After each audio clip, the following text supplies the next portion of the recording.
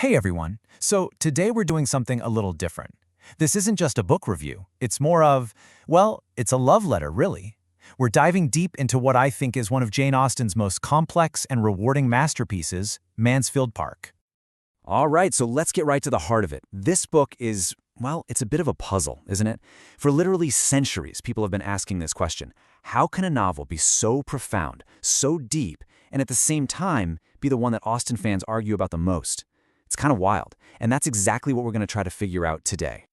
See, to really get Mansfield Park, you've got to look past what you see on the surface. You know, a lot of the stuff that makes it feel kind of tough at first, well, that's actually where the real magic is hidden. And this really sums up the whole debate, right? You hear the common complaints all the time. Oh, it's too slow, the main character Fanny is just so passive, and the morals are just way too stiff. But what if we look at it from another angle? What if that slow pace is actually there to give us this incredible psychological depth? And what if Fanny's passivity is really a kind of quiet, powerful moral strength? And that rigid morality, maybe it's all about having principles you just won't break, ever. And you know who's at the absolute heart of all this? Fanny Price. People sometimes see her as a flaw in the book, but no, she is the book. If you can understand Fanny, you unlock everything. Absolutely everything Austen was trying to get at. I mean, just try to picture it. You're 10 years old. You're taken away from everything you know and thrown into this massive, intimidating place called Mansfield Park.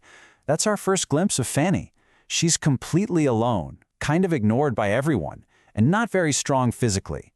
And that vulnerability, that's where one of the greatest stories of inner strength really begins. So what's her whole journey about then? Well, when you boil it all down, Mansfield Park is about a struggle that's totally timeless. It's about trying to stick to what you believe in, to hold on to your principles, when the whole world around you seems to care more about charm, money, and who you know. And the core idea that Austen is really hammering home here is this concept of moral steadfastness. Basically, she's telling us that true strength, it has nothing to do with your last name or how much money you have. Nope. It comes from what's inside, from an internal compass, a kind of virtue that's so real, so genuine that smooth talkers and what's popular just can't touch it. And that right there is Fanny Price in a nutshell. So how does she actually pull this off in the story? Well, let's look at 5 key quotes that I think just nail this whole idea. And honestly, they've got some pretty powerful lessons for us too. Okay, first up, the scene is this controversial play they're all putting on at home. Everyone is super excited, swept up in the drama of it all, even though the play itself is a little questionable, morally speaking. And there's Fanny, the only one who feels sick about it, like something is just deeply wrong. She's totally at odds with everyone else. You know, this just perfectly captures how lonely it can be to have a strong conscience. That little alarm bell that goes off inside you when something just doesn't sit right. Austen is telling us that's not a weakness, that's a superpower. It's crucial information.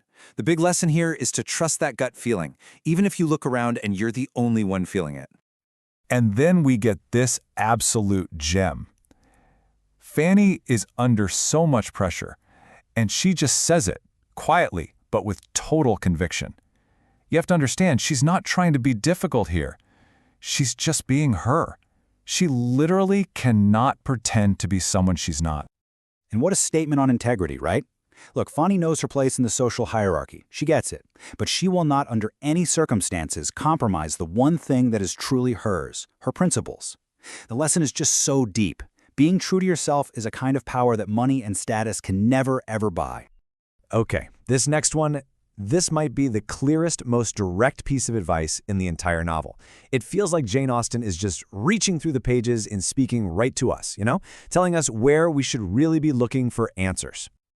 I mean, the book is just crawling with these super charming people who are, let's be honest, morally bankrupt. Yeah, I'm looking at you, Crawfords.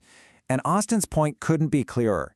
The best guide you'll ever have is your own conscience, that little voice inside. Our job is to listen to it, to cultivate it, and to have the guts to trust it over all the noise and chatter from everyone else. Wow, this is such a sharp, practical piece of wisdom, and it just cuts through so much of the confusion we even have today. It's a huge warning sign about enabling bad choices, no matter how good your intentions might seem. What this really does is force us to stop and think about the results of our actions, not just why we did them. Like, Are you really helping that person, or are you just making it easier for them to keep making bad decisions? It's such an important question to ask, whether you're a parent, a friend, or a leader. And this last quote, it just sums up Fanny's incredible strength so perfectly. Think about it. She's at her absolute lowest. She's been sent away from the only home she's really known. And what gets her through? It's not money. It's not her social standing. It's her character. It's who she is. And that right there, that's the ultimate payoff. That's what you get for being morally steadfast. Austen is showing us that having principles isn't just about being a good person. It's about being a strong person. Virtue isn't weakness. It builds its own internal fuel tank, a kind of resilience that can get you through just about anything. It's a power that nothing and no one can ever take from you. Okay, so after all that, what's the final verdict? What are we supposed to take away from this really complex, really demanding novel? Well, the cool thing is, the wisdom in Mansfield Park isn't just some dusty old idea. You can actually use it. Here are 3 little tricks. First, try the 24-hour pause rule. When you're feeling pressured to do something that feels off, just wait a day. Let your conscience catch up. Second, try to practice principled dissent. It's hard, but find the courage to be the one person in the room who says, hey, I'm not so sure about this. And third, do a quick daily moral check-in. Just ask yourself at the end of the day, did I trade my principles for an easy out today? Okay, let's talk strengths, because this book has some huge ones. The psychological depth is just incredible, maybe the deepest Austen ever went. The social commentary on class, it is razor sharp. And Fanny, once you get to know her, is such a complex and strong character. Oh, and the dramatic irony, especially with that play, is just masterful. But we gotta be real about the challenges too. Let's be honest, for a modern reader, Fanny can sometimes come across as a little, well, sanctimonious. The whole moral universe of the book is super strict, and you're not gonna find the same zippy, witty dialogue or swoony romance you get in something like Pride and Prejudice. This book asks for your patience, for sure. So all of that brings us to our final score. We are giving Mansfield Park an 8.5 out of 10. Look, it's not a walk in the park, it's not supposed to be. But if you're a reader who's willing to really sit with it and grapple with its complexities, wow, the payoff is just huge.